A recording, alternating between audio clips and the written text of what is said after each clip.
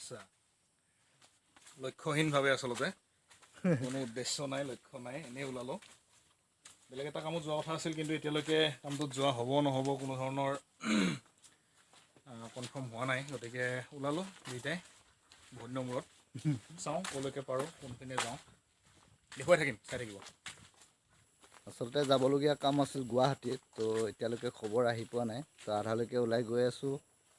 Phone আহিলে বা খবৰটো আহিলে আমি গুৱাহাটীলৈকে যাম যদি ফোন অহা দেৰি হয় তেতিয়াহ'লে আমি বেলেগ এক ঠাইত ফুৰিবৰ কাৰণে যাম তো আমি সেইকাৰণে কৈছোঁ আমাৰ যাত্ৰা ক'ত হ'ব আমি নিজে ক'ব পৰা নাই এতিয়ালৈকে তো ভিডিঅ'টো চাই থাকিব ব'লা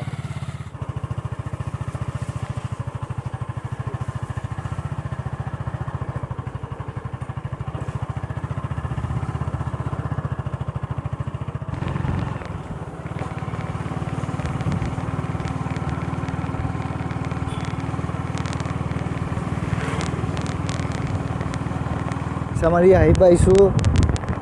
বৰ্তমানলৈকে যিহেতু আমাৰ ক'ত যাম এতিয়ালৈকে থিৰাং হোৱা নাই যদি চন্দ্ৰপুৰলৈকে যাওঁ প্ৰথমতে যদি গুৱাহাটী যোৱাটো হয় তেতিয়াহ'লে গুৱাহাটী যাম নহ'লে মায়ঙৰ পিনে যাম এইফালে পিছফালে এইটো মিছামাৰীৰ গীৰ্জাঘৰ পিছফালে আপোনালোকে দেখিছে কবৰস্থান আছে এইটো ৰাস্তাৰ একদম ওচৰতে আছে আৰু কোনো ধৰণৰ ৱালৰ ব্যৱস্থা হোৱা নাই যদি চৰকাৰে ব্যৱস্থা কৰি দিয়ে নিশ্চয় অকণমান ভাল লাগিব কাৰণ ৰাস্তাৰ একদম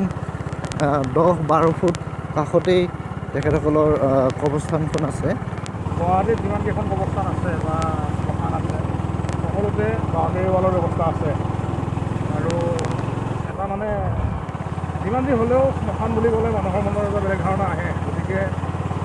এনেধৰণৰ এটা যদি বাউণ্ডেৰী থাকে তেতিয়াহ'লে মানুহৰ সেই ধাৰণাটো অলপ কিছু পৰিমাণে নাইকিয়া হয় বা আৰু যিহেতুকে এইখন একেবাৰে ৰাস্তাৰ লগতে কেতিয়াবা নিশা ৰাতি অকলে আহিবলগীয়া হ'লে কিছুমান মানুহৰ অকণমান প্ৰব্লেম হয় বা তেনেকুৱা ধৰণৰ কথা কিছু আহি যায় গতিকে সেই ক্ষেত্ৰত চৰকাৰে কিছু দৃষ্টিগোচৰ দিয়াটো ভাল গতিকে এই ক্ষেত্ৰত বিভাগীয়ভাৱে বিভাগীয় কৰ্তৃপক্ষই এনেধৰণে ব্যৱস্থা লয় সেইটো তেওঁলোকৰ ওপৰত ডিপেণ্ড কৰিব আচলতে আমাৰ ডিষ্ট্ৰিবিউশ্যন কৰাটো দৰকাৰ গতিকে সেইকাৰণে কৰা গ'ল কথাখিনি কৰা গ'ল দীঘাৰু চন্দ্ৰপুৰ পথ বুলি কয়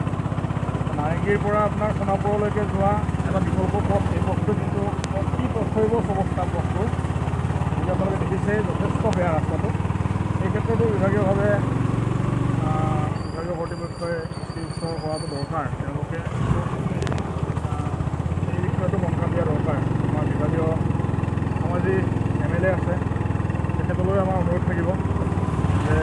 যদি পাৰি ৰাস্তাটোৰ ক্ষেত্ৰত কিবা এটা ভাল ব্যৱস্থা গ্ৰহণ কৰক তেখেত আমাৰ জনপ্ৰতিনিধি গতিকে তেখেতলৈ আমাৰ সেইটো অনুৰোধ থাকিল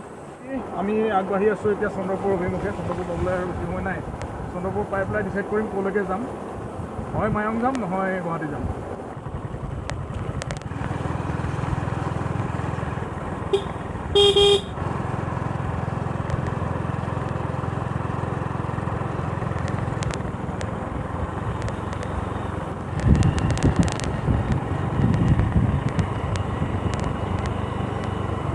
অলকক লগ পালোঁ মোৰ লগতে যাব পাৰিলে হয় গ'লে ভাল আছিল একেলগে দে আমি গৈ থাকোঁ ঠিক আছে বাই বাই তো আমি বাইকত তেল ভৰাই ল'লোঁ এতিয়া আমি মায়ং ফালে যাওঁ নেকি গুৱাহাটীৰ পৰা যিহেতু ফোন নাহিল নে কি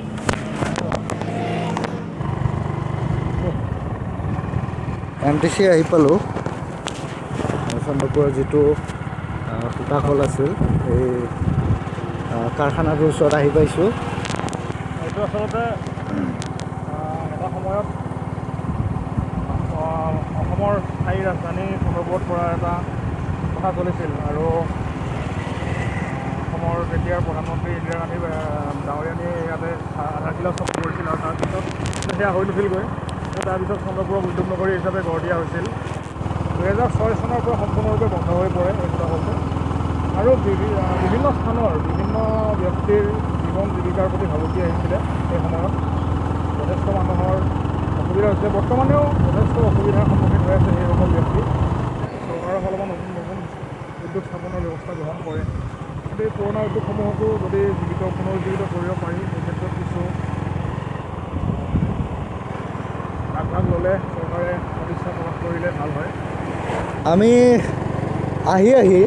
বৰ্তমান এটা বিশেষ স্থানত আহি পাইছোঁ। এই স্থানটো হৈছে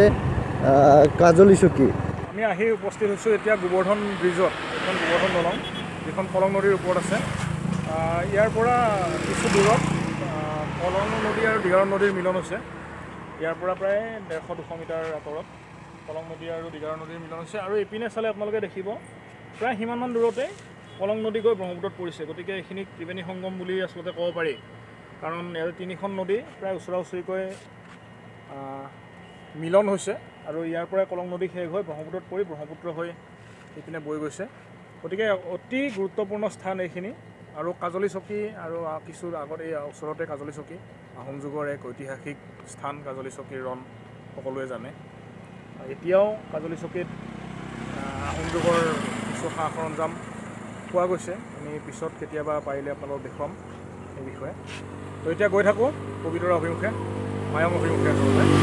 পবিতৰালৈকে নাযাওঁ আজি, পবিতৰা দেখুৱাম কেতিয়াবা। তেতিয়া আপোনালোকক লৈ যাম এক বিশেষ স্থানলৈ।